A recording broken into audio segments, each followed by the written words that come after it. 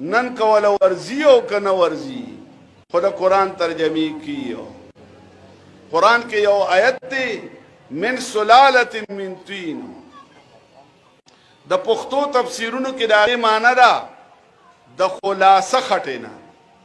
نو چې نه پوهیږي او تفسیری د پښتو مخې ته یې نو معنا کې د خلاص خټینا په دین پوهیږي چې زوري دی او کپیخي دی او چې کله درس کې نو وي یو معین لعنت دی یو غیر معین لعنت دی یعنی یو معین لعنت دی یو غیر معین لعنت دی دا اغینا نه خبر وی د مغیرہ رضی اللہ تعالی عنہ روایت تے شاباش زندہ باد شیخ صاحب رحمہ اللہ یو شاگرد د قرآن سپیشلسٹ تے ز مبالغہ نکوم تاسو که پر رمضان کی اخبارونو کی خلاصی د قرآن کتری د شاہی مسجد لاہور د مولانا عبدالقادر سے داغو خلاصی راضی اور د پاکستان د ریڈیو نا صوبے پختونخوا نا سپارہ پا سپارہ د سپارے خلاصہ راضی تا کاغذ ڈاکٹرانو خلاصی ووری دلی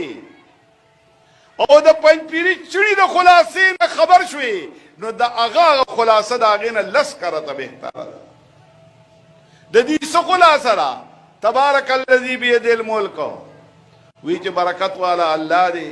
طاقت ترجمه یو ځلو کی دا سے لنډه لنډه نبیاوی دا ما خلاصه بیان کړه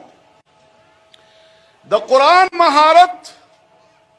الله رب العزت د هغه شاګردانو لور کړی دی چې استاد قابلی نو شاګردان یې قابلانی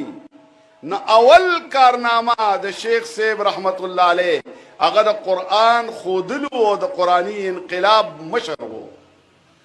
قرآن خو د محبوبی کلاوه قرآن خو معمو چیستانو قرآن با په مدرسو کې هم نه پڑھاوے دو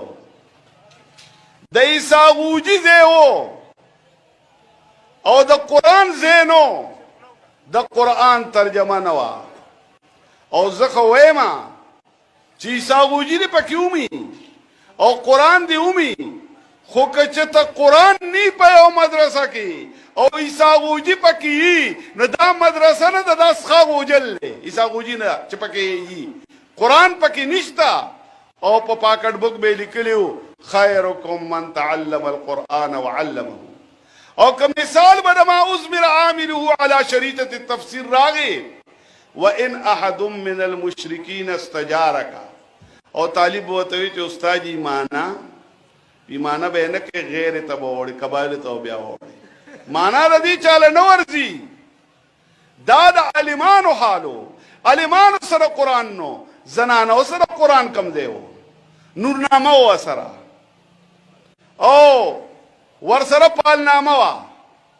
ورسره عادنامه وا دغه نامی و سره وی خو که نوی و سره نو قرآن و سره نو